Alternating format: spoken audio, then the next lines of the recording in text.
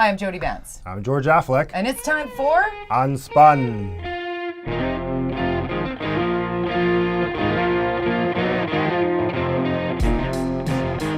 Oh man, my head is spinning.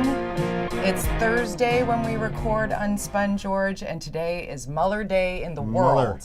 It's Mueller. Okay, so before I get your take on it, because I know you got some stuff to say, one of the things that I found in just like skimming it, I have not read 400 pages of it, but one of the things I found interesting as a member of the news media and how much vitriol has been thrown at people covering the Trump presidency and even seeping into Canadian politics and casting doubt about mainstream media. Mm-hmm. Many of the stories that the President of the United States and his people were referencing as fake news, and how corrupt the media is. Within the Mueller report, many of the stories that he referenced as fake were proven to be real. So I'm throwing that out. I mean, it's okay, sure, great. Thanks. It turns out that politicians and government, and there's mischievous things going on, and there's maybe some people lying and telling fibs and trying to have influence, and we've certainly learned about that in Canada recently. The basic lesson we've learned today is there was no collusion, there was no corruption, there was no... no provable. Well, beyond I don't know doubt. what more people are looking for here. It's like I'm listening to the media today, and they're desperately looking through this document, trying to find, and they're hoping maybe the stuff it's redacted, maybe it's in there, It's over in my mind. I think that Trump is obviously being very cocky today. He's celebratory. Yeah. As well he should be. And he's sticking to his script, which is something that you've often said works for politicians. Absolutely. He's always called it a witch hunt. And let's understand what a witch hunt is. Okay. A witch hunt is when there's no witches. there was no such thing as a witch. They just Sabrina's hunted. not a witch. It was politics. It was gender. It was a whole bunch of things going on, and that's what he's always described it. So he is being proven to a certain degree right. That what did they try to achieve in this whole report, and what were we hoping from this report hasn't resulted in that. So just for the sake of our listener or viewer, if you're watching UnSpun or you're listening on your drive, which is kind of what we're built for, just to update you on what is happening both globally and predominantly locally, but this is such a huge story, the Mueller report. A lot of people talking about page 290. Okay, so page 290 is the moment where Jeff Sessions, the Attorney General at the time, told Donald Trump that Robert Mueller had been assigned as special counsel. And Donald Trump's response to that was basically, this is... I'm effed. Yeah, that's how he ended it. Thanks for rocking the punchline. No, he did. Sorry. But he was like, Wow. no, this is horrible. This is the end of my presidency. Yes. I'm completely effed. And he actually used those words. Right. And so the Democratic and anti-Trump side, I guess, are looking at that as, okay, so he knew he was guilty and now he's going to be found out. But you bring up a really good point when it's the other side is looking at it. Saying they're trying to screw me over. They are trying to stop me getting things done. Right. The other side is using this tool, which was used with Clinton, the whole process with Whitewater and then Benghazi and all that emails. stuff. So it really slows you down on getting your agenda. Yeah. If this had been a process that the Republicans, for whatever reason, had used against Obama, all the Obama supporters would have said, how dare they? He's trying to get, national medical, he's trying to do all this stuff, and you're just slowing him down, getting his agenda done, and you're just distracting the media, but because it's Trump, and I'm not, Trump supporter, not Trump supporter, it's nothing to do with that. You're not pro or anti. This is just about... He's a centrist. This is about spinning and how governments control things, or how parties compete against each other, how you quite often are obstructionist as the opposition. This is what this is about, and in my mind, that's what he was kind of going, oh my God. If you put it in this way, imagine if it wasn't Trump in this character, it was like, oh my God, I'm just trying to get some things done here, and they are effing me. I just care about America. I just want to get things done. Right. I just, build that pipeline. No, that's a different That's thing. the next story. Wait, before you get there. Okay, so at George _Affleck, if you don't agree with that, or at UnSpun Podcast. Yes. Follow us on Twitter, comment on Twitter, because we like to bring up your name here on the podcast each week. There's not as many jokes on the UnSpun Twitter account as on mine. Okay, so we're going to get to that in a second, but before What we is a move joke on from on Twitter, Mueller, really? before we move on from Mueller, Bill Maher. Bill Maher. So you guys are aligned. This is where okay. Now we're in 2019 elections next year. You know the Democrats are all got like 5,000 people running for the Democratic ticket. But you know Bill Maher. I watch him every Friday. You know his big thing is like, okay, he's obviously not a Trump supporter, and he's a big Democrat, and his argument is always, come on, Democrats, find your own issue and champion it. Like for example, he keeps saying marijuana. Let's legalize marijuana. Let's make that the Democrats' big thing. I mean, and that may not be it, but that's his argument is like find an issue that's completely separate to all the stuff that's going on with Trump and individualize it and give yourself the message and go forward. Pick up the gauntlet and run with your own gauntlet instead of referencing you're the current in politics. If your campaign is about the competition, you're just feeding votes to the competition. You're taking their messaging and using it. I find it so interesting watching Trump navigate all this Mueller business. He just is plowing ahead and speaking just to his base, because his base is not looking around for what CNN thinks or what Rachel Maddow is going to say later today, or even what Bill Maher is going to say on Friday. They're just going to listen to him, and his messaging was, I feel vindicated, no obstruction, no collusion, and this should never happen to another president again. I do, however, find it fascinating to dig a little deeper through the report. I think there's something in between. I think you're politically bang on the money that the Democrats need to change find their own narrative. You're running out of time. Forward. But that exactly. I mean, you're going to give Trump another victory. I don't think this is the end to much of it, because I believe that Robert Mueller just stopped short of you cannot indict a sitting president. That's there's also a whole bunch. That's a thing. Yes. That's a thing. So he couldn't do that. And there's a whole bunch of other investigations going on at the state level that could lead to something. People broke laws. If the Democrats are sitting there, I hope that next one in New York, I hope that one gets, that's going to be the one. That's going to. How much longer are they going to hold on to this until they realize it's actually 2021 and Trump is still the president? I know, right? I'm over the gotcha moment. Like the people that are on Twitter, like, today's the day. And then they got the eating popcorn. Yes, that's right. Today's the day. GIFs or whatever you call them. GIF? Is it a GIF or a GIF? Well, that's not Jon Stewart. No, this week tonight. John Oliver. Oh, let's get over John. Thank you, John Oliver. His thing is they're out. Yeah, we got him. He's got the thing, and then they have confetti, and he's joking because it never happens. Never happens. So we'll keep talking about this as it continues to unfold. But we got to talk about something. Speaking of marijuana. Speaking of pot. Holy cow, George! Don't be funny on Twitter. You got a 420 ding donged. Yeah. I'm like, calm down, Jody Emery. Anybody in high school would know that I'm not big against 420. Anybody went to high school with me would know that I'm a big supporter of marijuana potentially.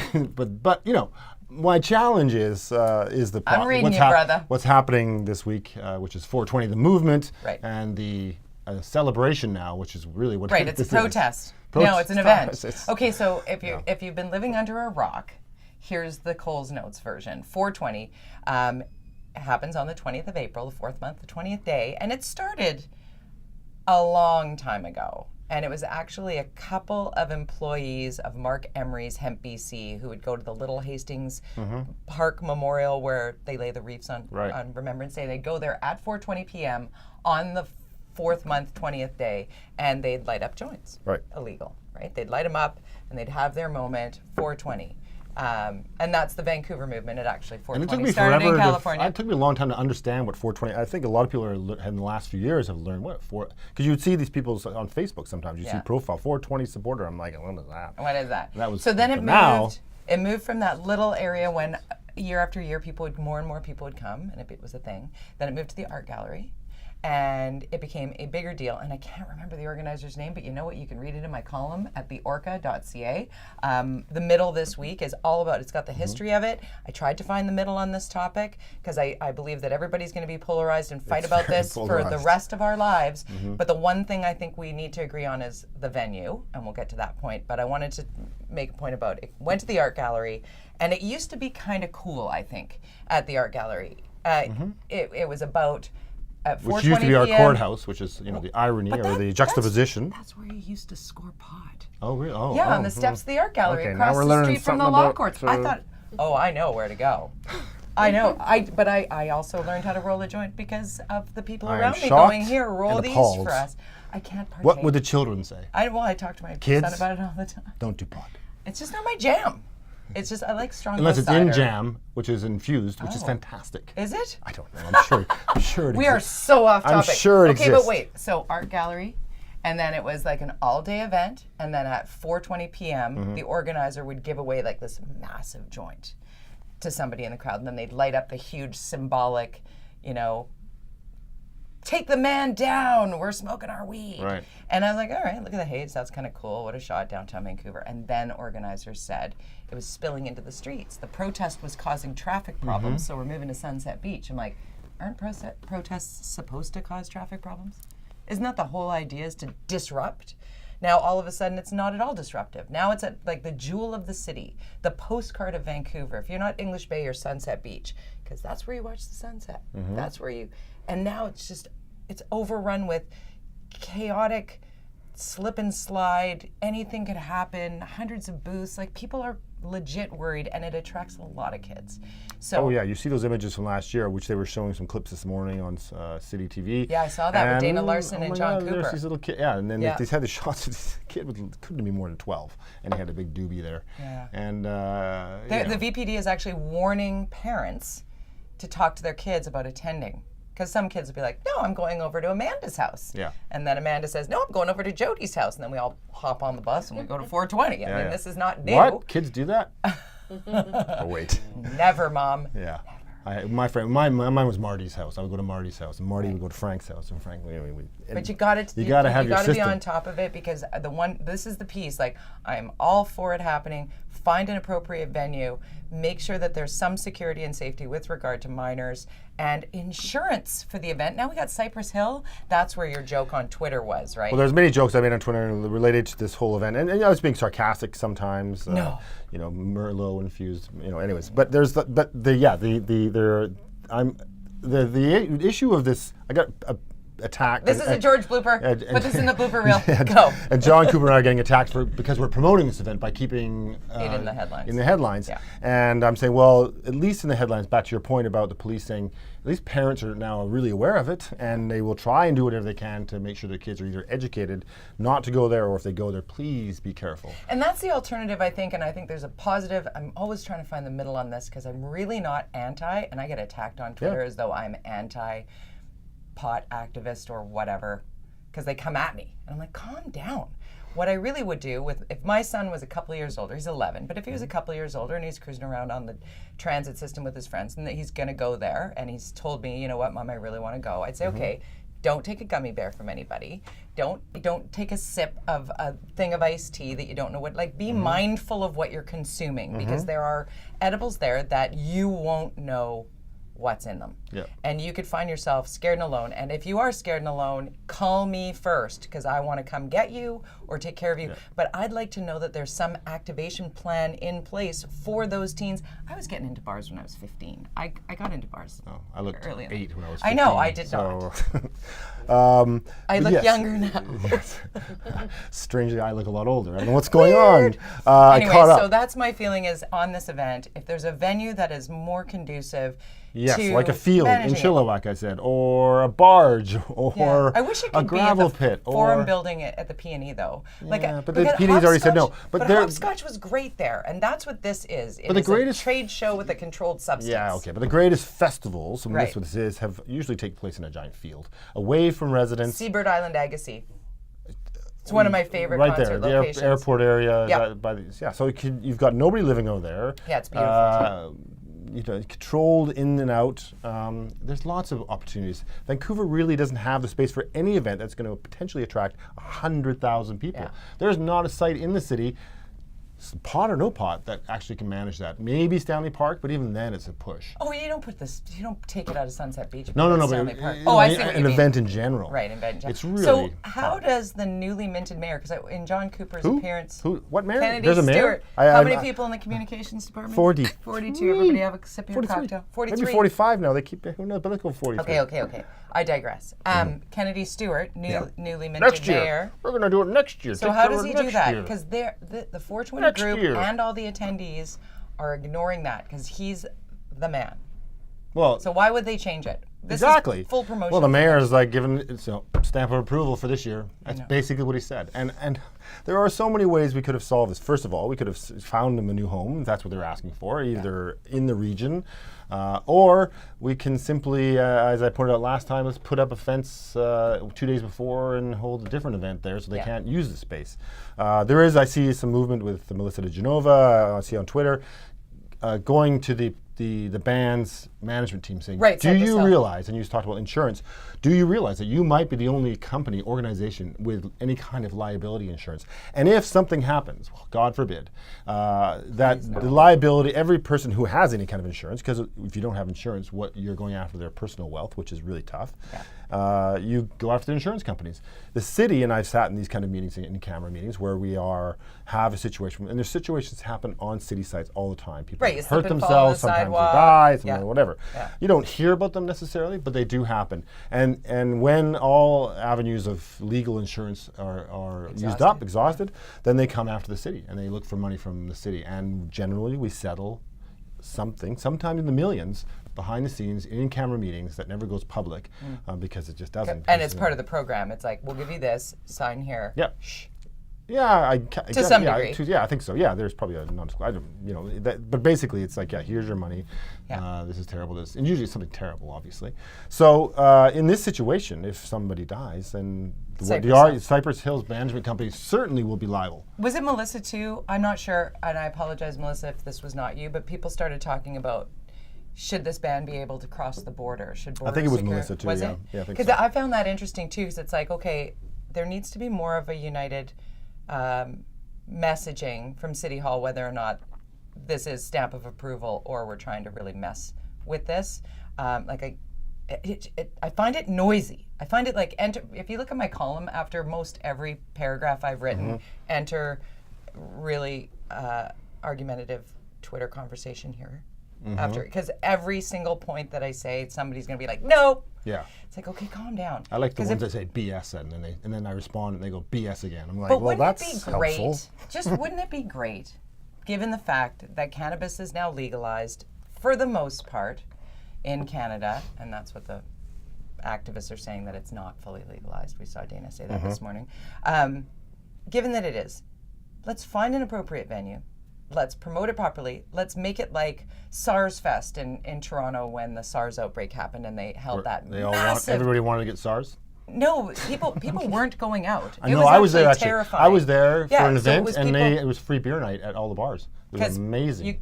It was like a ghost town. Jim Van Horn and I were working in Scarborough for Sportsnet, and going to that concert was like, I'm not afraid. Once they lifted the medical fear, it was like, let's get back to living again, people, because this has gone out of hand. And people did come together, and it was amazing, and no one got hurt, and the Rolling Stones played, and AC/DC were there, and Justin Timberlake got booed off the stage until Mick Jagger brought him on. Is that after the whole football thing? No, it was actually, I don't know that it was. Anyways.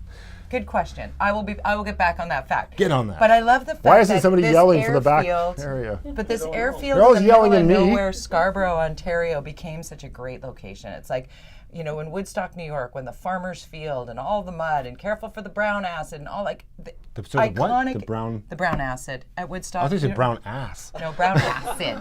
No. That was the George. I'll update you. Okay. But I love these, and Amanda brought up, was it Glastonbury? Glastonbury. And Coachella, Burning Man. These great events happen in the middle of nowhere, because if they happened in downtown, fill in the blank. Yes. It'll piss off the residents. It's and really it hard. Taxpayers. You can't even put signs up without people complaining in cities generally. Right. So there's a reason. The one thing that I think, and we touched on this with Kennedy Stewart's lack of, I think, leadership in this one. I think he's going to wear this for the next 3 years. This is gold for the NPA in my mind, for them. They've obviously working it hard. At least John is. Yeah. And I think his leadership on this, John's leadership, but lack of leadership of the mayor, will be something he'll have to wear, I think, for the next. And if something horrible happens, it's not going to be good for the mayor. Oh, please don't let anything horrible happen. I also think, though, from a polling point of view, this is a the tide has shifted against the marijuana movement people are in this pissed. situation. Yeah. You look at any kind of polling that's going on, people are mad. The media absolutely appear to be against them now. Any senior Not reporter. in my column. No, but they're just sort of talking about the same things that John's talking about, which is like, change the opinion. you know, this is not fair. It's also, you know, the issue of other events doing everything appropriately and paying for everything, and why does this one get special treatment, all that stuff. And that's something I think, and I've seen Jody, and actually I reached out to Jody Emery, and There's said, so many let's Jodys, talk, not Wilson Raybould, let's not talk Vance. after this, because did the New Year's Eve event, and I put a lot of research into that. That was my motion to come bring, and part of the research was that the cost is significant. How can we make this easier for events to hold events? If this is an issue about policing and all these costs, and they're stopping other organizations from having events and making it impossible, that's an issue that we should deal with. It is a major issue, and you may or may not remember Hot Dog Gate from last Hot year. Dog Gate. Because that is going to be Bureaucracy. next Saturday. I'm going to see if I can buy a hot dog at the concession stand at Jericho Little League. Because last year we could not, because the same permit is required for the concession stand at Carnarvon Park as the Celebration of Light. The same permit is required. It's ridiculous. Things need to change, and this kind of conversation might change it. But I think your point about polling is significant because people are less patient with a protest of a now legalized substance with a militant stance that comes at the city in a very angry way. If we can find some middle ground and have that discussion, if not, it does become a tool for the MPA in the next civic election for sure. Can we talk about an election next door? Well, what happened, Jody? Oh, Alberta, man. 70% of The eligible least shocking voters, election but 70% results of ever. voters showed up, dude. Yeah, that's amazing. That's the most since Amazing. 1980 something. The good old 80s, when And people now, cared. what, most of the country is blue. Yes, it's interesting because for a long time BC was the only blue province, and we had NDP and certainly Saskatchewan and Manitoba and kind of Ontario and so it was interesting. So Jason Kenney's speech, which he didn't even mention the word British Columbia or Oregon, like we didn't exist in that speech, but we all know that we are the arch enemy. Yeah. But he did talk a lot and in French, which was weird for a person in Alberta. A lot of his speech was in French and to Quebec, saying because he needs that pipeline. Build those pipelines. I was like, wow. When they were chanting that, I'm thinking, they were chanting, build that pipeline, and then he stopped them, and I think, oh, good. He feels awkward mellow it out. It's about like, this. this is Trump. not- I don't want to be Trump. No. He went, no, it's not. No, everybody, it's not build that pipeline. It's build those pipelines. I'm like, okay. All right, we know where this. Anyways, I think that there's a lot of British Columbians that I think are happy today. Yeah. Certainly up north. As a result, But didn't he say in the run-up to the election that he was going to turn off the taps within hours of he's being going to elected? attack British Columbia's economy in every which way he possibly can. And how does our he's going to provincial steal government- our companies? He's going to he's going to work his ass off to destroy our economy. It's like, as a And what business will owner John myself, Horgan do? I'm like, Well, what will the premier do? oh, he'll just make us all pay more taxes. That's what he you is. That's think? his answer to everything. Just pay more. You know, you get more money, don't you? Just take it out of your At what out of your point pocket. do we you own get a house. You must be rich. Oh, God. You're rich. You own a house. Give me wish. more. Give me more money. That's that's the NDP way. Is that your John Horgan impersonation? No, that's my generic socialist. Moving on, personality. Jody Wilson-Raybould still in the news. Wow, the column that came out the other day? Yesterday? Yes. Is it only yesterday? That one came out, or was it this morning? I don't even know. The one related to, there was a couple that came out this week. Yeah, this one. Debrief, just quickly debrief. Well, she's being. What I think the point is that there's seeing a lot of these articles come out. Right. It doesn't matter what they're So about. unspin them. There is something happening to discredit her and to disempower her over the next several months, so that she, in the hope, I'm sure, by the powers that be, wherever those might be, to make sure that she doesn't run, or if she does, she won't win in her riding. I think it's a strategic. Informational, campaign to Discredit her politically, Yeah. and potentially make her unemployable. Or untrustable. Yeah. Because she was holding so much public trust because she was being framed as standing up. Yeah. Framed is the wrong word. She was being put forward as the one that was standing up. Portrayed, thank you. Framed gave it another connotation, which I did not intend. And so now trying to say, well, there was actually this other file that she was working on, or there was this other, the waters are getting cloudier around her, and she no longer has a very loud podium to stand from. She has no podium, she has no machine, she has, and you know, her and Jane Philpott, very inexperienced politicians, you know, no disrespect, but you know, politics is a brutal sport. I was going to say, it's like swimming with sharks, Yeah, right? and so if you are going to take on this machine, I mean, the federal liberal machine's been around for over 150 years. They are entrenched in every which way in our society, and I'm not saying that these people who are writing these things are being told to write this stuff, but there is a sense that this can't continue, and you're seeing it every day now. Something that's coming out saying to discredit her, and that'll continue, I think, to happen over the next several months. We only got a couple minutes left, but I wanted to touch on another big global story. Of course, we all watched the fire at Notre Dame, and how many people stepped up to. I loved how it was Salma Hayek's husband. Yeah, that was. I don't even know his name. I don't know. We didn't even care to look it up. I hear because he's rich.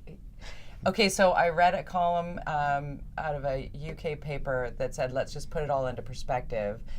Basically what his donation of $130. I got your blooper. There you go. I'll do those all the time. His donation of $130 million in regard to his full wealth, if you looked at the whole picture, it's basically he threw them a tenner. I'm like, how rich is that? Yeah. Yeah, and we don't even know his name. And then, but it started a tidal wave of donations, yes, it did. up to €1 billion now, I think, just from the private sector. And of course, the Catholic Church has a few. The Vatican's operating budget in the U.S., the operating budget in the United States for the Vatican is $170 billion with a B dollars. U.S. U.S. Of just their American operations. Just the operations in the U.S. So I think they can afford to rebuild it. I'd like to point out. The question is fast. How fast can he? I've heard 5 years. Macron said 5 years. That'll be tough. You talk to any art historian, anybody who architecturally, I just find that they've been fixing it for 20 years. They've been fixing it for 800 years. Yes. Because it was damaged over and over again. Yashar Ali gets a shout out. Great follow on Twitter. He is a character and a half in U.S. media, and he basically took it upon himself to, on the Notre Dame story, take the GoFundMe campaign for the Louisiana 3 Baptist churches that were hit by arson to promote that GoFundMe campaign. Paris, and check this place out. Yeah, and in 2 days they moved that meter. Twitter can be used for good. Is sort of what I wanted to leave us off. Just a positive as we head into Easter weekend. Sometimes it doesn't feel like it, but yes, thank you for reminding me that Twitter can be for good. At George_Affleck. Throw it down. Hopefully you enjoyed this edition of the UnSpun podcast. Follow us at UnSpun Podcast. I'm at Jody with a Y, Vance. George_Affleck.